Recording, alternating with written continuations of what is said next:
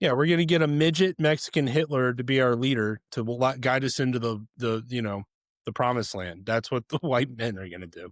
We're gonna get Nicholas J. Fuentes, the boy Fuhrer, to guide us into the promised land. So ridiculous. It's so crazy. He's a Mexican? Fuentes. He could be Spanish, man. I don't know. Yeah, he's always talking about I mean, he's like a white. He's like, I think his mom or dad is Mexican or something. It's I have family that my wife's up in northern New Mexico that are as white as white, and they've been in this state since 1590. So, and their last name is a Spanish surname, and you wouldn't dare call them Mexican because their grandpa says they've been in this country before it was this country, so don't call me Mexican. I know, yeah, and I meet a lot of those guys in Texas. They have like Hispanic last names and they look white and they claim white.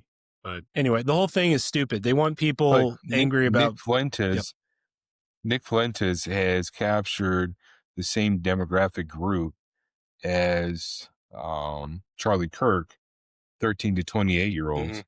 Why would they allow him to do that? And what is his, well, I know the white supremacy, going after those who are persecuting people that are of white skin tone, which, like Cody said, there's other people that look just as white as Europeans.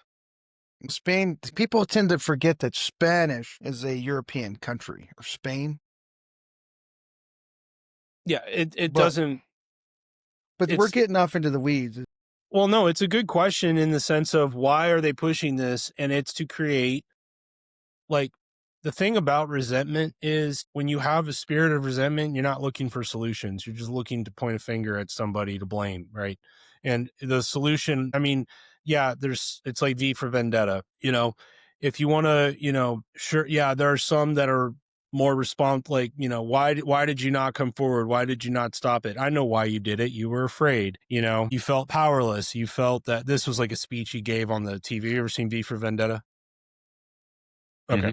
So it's like he's doing that broadcast. He hijacked the airwaves and he's like talking to the British people and he's like, I know why you did it. You were afraid. You didn't know who to trust. The power structure was too big.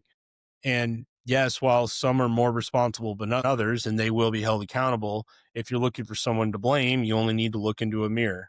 It's something like that. But in the sense that, in what way have I been a party to this? And the way, once you take radical responsibility for it, then you have to start dissecting the system for yourself to understand, okay, how am I adding to my enslavement personally at a personal level? And instead of doing that, we're just going to blame the Jews and the liberals and Democrats, and we'll just make everyone angry and just get red ants fighting black ants. And that's easy to control. You can dial the power up on that and off, like through the algorithm, any which way you want. And they're trying to manifest a violent scapegoat on the right that will start, they can start blaming killings on so they can have their martyrs too. Yeah. And then we all just, we just kill each other, or we just blame each other forever. I don't think that's going to work. We can never come together and unite. That's their biggest fear. They want permanent resentment built into this country that can always be picked at, just like Reconstruction in the Civil War.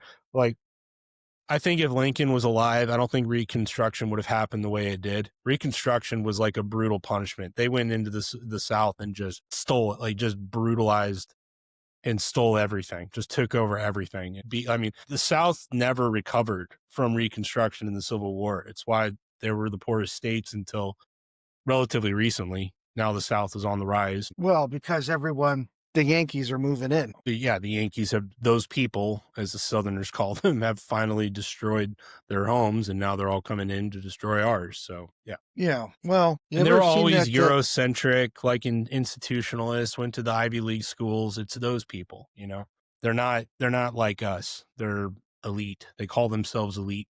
So, bourgeoisie. Yeah, I guess, but I hate using commie words, but yeah, sure. Cody doesn't. He likes using it. I know that one word, and I will use it wherever I can. I mean, communists are great at identifying problems, but they suck at solutions. There's not a single thing they've ever come up with that works.